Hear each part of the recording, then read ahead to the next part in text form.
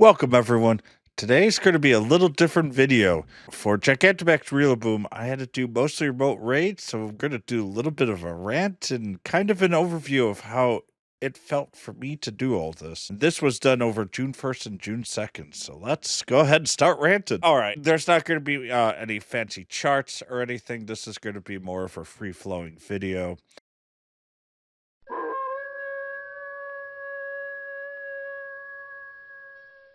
And I did 8 total runs with 7 being remote, and I'll go over what I saw. What really I saw was a lot of poor Pokemon coordination between whatever groups I could see. There were some bugs that were really frustrating and cost me one of my runs overall. It wasn't even a issue with teams or anything. This was literally a crash that got me out.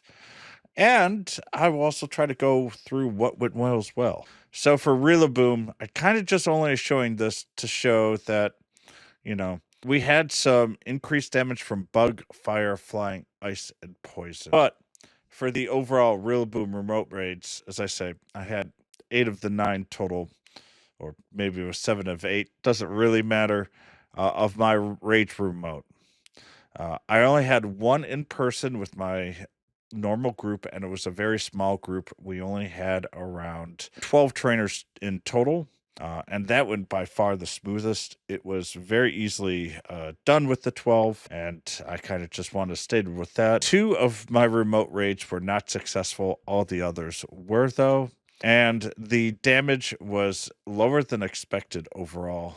And it's about a third, and same with the Cinderace, which you can click here, divided by 3, and that's what now I would expect for Cinderace in general.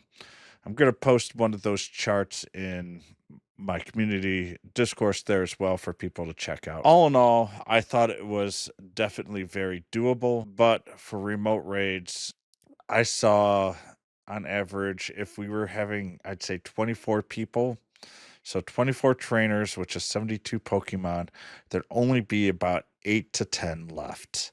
And a lot of them were falling out right after or even before the first transformation, which to me screams that we have a lot of player issues that we still need to go through.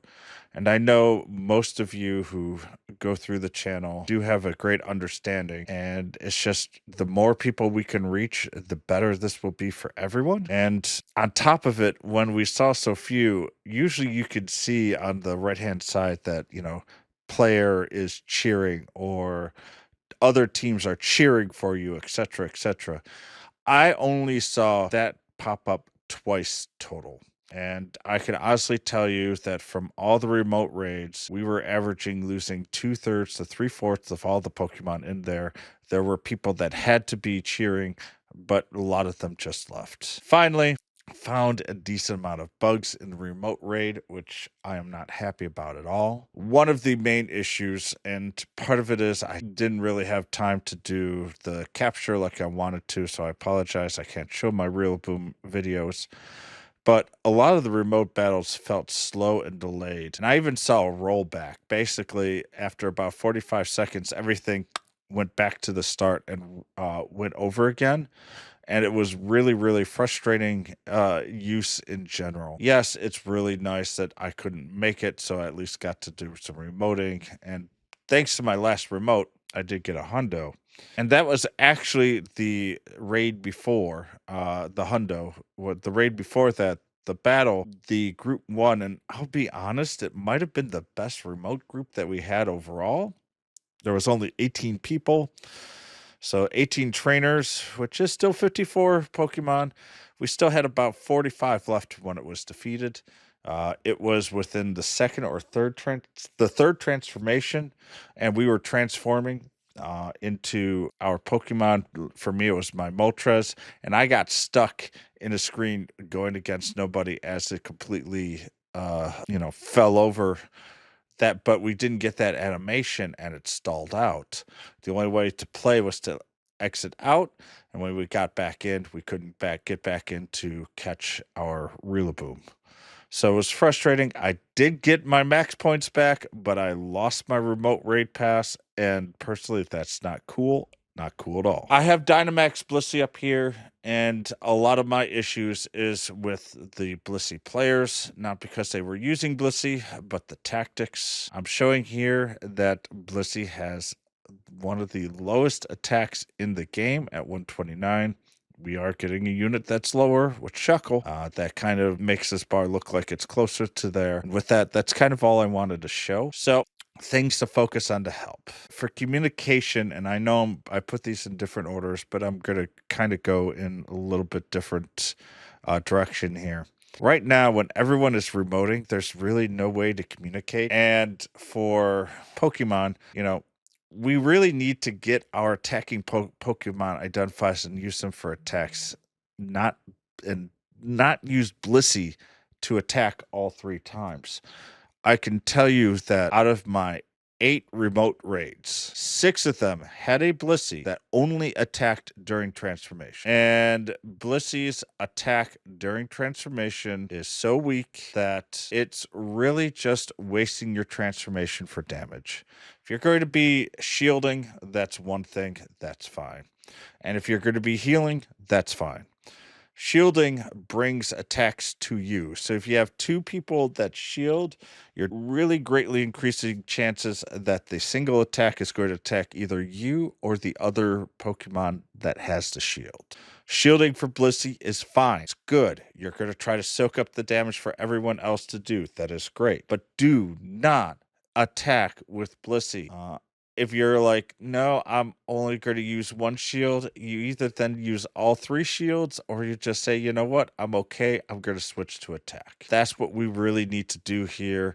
There were too many. The raid that failed, I'm pretty sure that we had 9 Blisseys on my group out of 12. I did not have a single Blissey on my team, and they only attacked. There was no healing. I survived all 5 rounds, or five minutes and change. There were, I want to say, 9 Pokemon left after the first transformation out of a total of around 75. Going into the second transformation, there wasn't much left, and that stayed 6 throughout the entire part. We got in the red, and I wanted to say halfway left, so there was maybe 7 or 8% left before we saw the anger. I had 3 Pokemon left myself, so that means that at max there were 4 trainers left going. More than likely, it was just 2 of us. And we were still almost able to take it down. That group, that was the only time I did see cheer. I did not see cheer nearly as often as should be. And personally, we need to make sure that if you are out, cheer, don't exit out and look for a new fight. That just means that now you literally gave up on everyone else, and cheering can really help everyone else that's still up and fighting to get to their transformations quicker, to do more transformation max attacks that will help you get it there even though you fainted so quickly. It's okay to faint. It is not okay to get out of the battles and not cheer everyone else on. So how are we going to help that? One of the things with the communications is Niantic Scopely needs to put a way to maybe put like a bullet above you, especially if everyone's remote rating, that, hey, I'm going to plan on tanking, or I'm going to plan on healing, or I'm going to plan on just attacking. That will at least help, with the group of 4 that you have on your screen to identify, oh, okay, I have a tank, so I could go out and full out attack and not, go around. And that will greatly help. It shouldn't add that much overall to the complexity, but, I don't know the code very well. What are other ways that you can help during this time? So right now we could level up your max moves. And the reason why I'm saying leveling up your max moves, one, these are much more optimal for levels for using for candy usage. You don't have to use your Stardust. And today on Monday and tomorrow on Tuesday, we have a 1600 max point particle limit, which is doubling the max particle limit, which is absolutely huge and a great way for you to actually get ready for or upgrade. I'm upgrading my Hundo Rillaboom and I'm going to get it to max attack and max shielding before tomorrow is over. You can really also try to level up to 40. That's your second priority. Even if you don't have a large choice. The important part here is that you can still help out for 2 or 3. That is a huge help to all the other raiders in general. Unless if you have a really strong group of 4 that is planned out that they're going to be soloing, it does need to be a large group. And in general, I think it's up to us who try and understand and try to spread the words of how best to optimize and how best to fight for these, because I get so many groups saying, oh, this is so hard, it is impossible, there's just no way. I know I gotten 2 or 3 groups in my state, and my state's pretty large and long, throughout, where they weren't able to defeat it. Now that they're able to defeat every other one, obviously, they have only groups of 6 or 8, so it's a little harder for them. They don't have a lot of the Gmaxes, but now they understand what they should be doing, how to communicate, and are able to at least take them down. And they're, you know, a pleasure to raid with because they understand. But I truly understand how a lot of these trainers feel when they're going into random raid lobbies and just seeing people struggle to even get through the first transformation because they're using Pokemon that are weak. They're using them that are level 20 that they haven't even bothered to optimize. And it's really making this hard to get into a huge and large community. And that kind of makes me really sad. So for that, that's all I've really got to go through. I know this was a ranting one, and I really don't like to do a great deal with these, but I just got through remote raiding, and I'm going to have to remote raid for Inteleon as well due to all the stuff that I have to do in real life. And I kind of now understand, and I think I've got a better understanding of the challenges that a lot of you trainers have for this. Tomorrow, I should have Max Monday up for y'all. And then with that, I should also be working on Inteleon as well. So good luck, everybody. Please like and subscribe. But more importantly, have fun. I'm going to do better next time. And I hope everyone else that we could spread the word so everyone else can do a little better next time and make these a lot more successful, as failing these are pretty expensive and really frustrating. Thanks, everyone. Have a great day.